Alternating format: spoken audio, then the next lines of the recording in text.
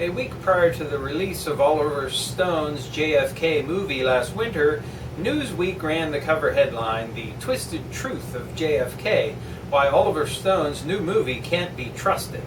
In addition to echoing the sentiments of the rest of the media blitz bent on discrediting the film, the article called the stories of Marita Lorenz, a key player in Mark Lane's plausible denial, Thunder's Mouth, wacky, and attributed the quote to a well-respected researcher named Gus Russo.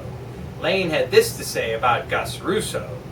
"I called two people who wrote the article for Newsweek. The first was Howard Manley. I said, 'Who's Gus Russo?' He said, 'I don't know.' I said, 'But you quote him as a respectable researcher.' It's a little odd to me because I've been looking into these matters for 28 years. I never heard of him. Who is he?" And he said, "I haven't the faintest idea. You have to talk to David Gates. He wrote that part of it."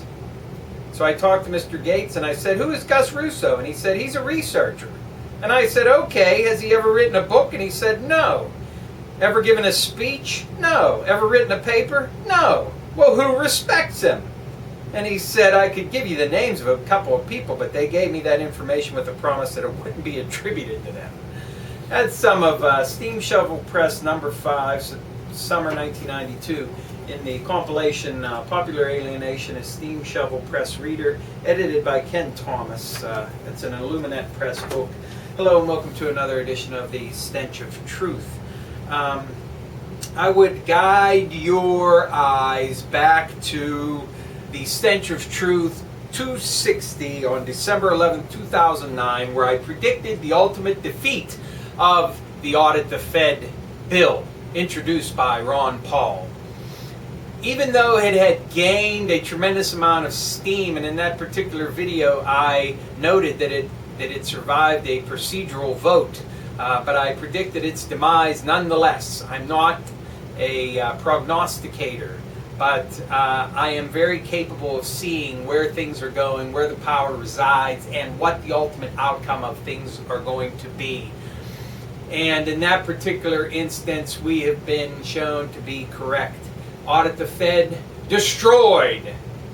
This has been a totally treasonous act on the part of many members of Congress who co-signed this measure in the House and then hightailed it for the fucking hills and left Ron Paul hanging yet again. Giving Congress the power to look at the Federal Reserve should be a no fucking brainer, because Congress, through the Constitution, has the power to produce money. I do not even think it's constitutional that Congress can give up their authority to another agency, the Federal Reserve, which is a private fucking bank.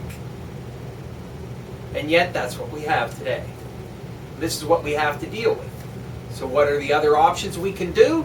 We can try an audit, which is something that Ron Paul wanted to do, to see where the money goes, who is getting paid, and exactly what the Federal Reserve is doing. And yet we can't even do that because this private bank has so much fucking power, it's ridiculous.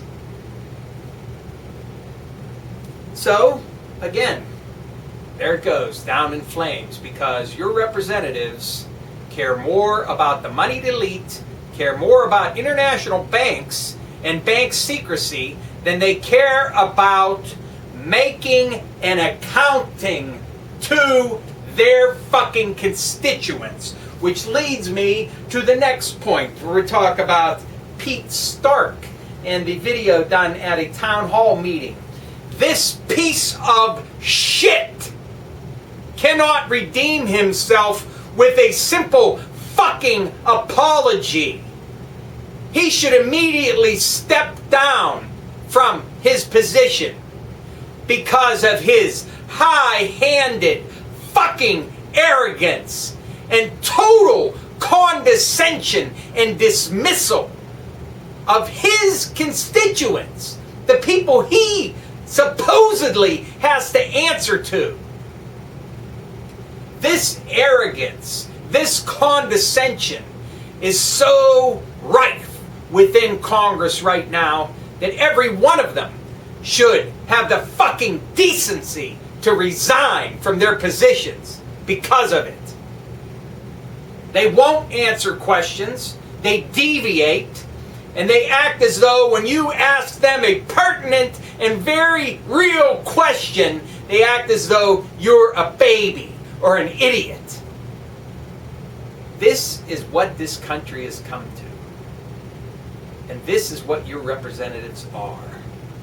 Total pieces of shit. He should resign immediately.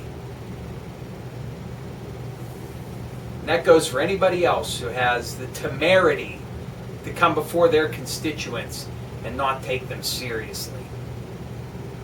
What gall. What utter gall. I want to say, lastly, I want to point you to CV 1122's video, Enough is Enough, where she promotes the idea of global noncompliance and the United We Strike, July 15th national strike. A very positive message can be sent by noncompliance. We have not reached the point where violence is the only answer yet. I'm telling you right now, we're on that fucking road, but we're not there yet. They continuously close off avenues for peaceful resolution for an addressing of our fucking grievances, which is a constitutional fucking right that they walk over. Go see her video. If you haven't already subscribed to her, subscribe to her. She does excellent work. CV 1122. And watch her video, Enough is Enough. And support UnitedWeStrike.com. That's UnitedWeStrike.com. All one word. UnitedWeStrike.com. And I believe the strike is set for July 15th. If you can participate, I highly recommend that you do. And if you do take the day off work, make a fucking nuisance of yourself at your local representative's fucking office. Preferably with a fucking bullhorn, letting everybody know what a fucking piece of shit he is for not giving a damn about you and caring more about the Federal Reserve and the fucking bankers who run and own this motherfucking country. Happy July fucking 4th. Thank you.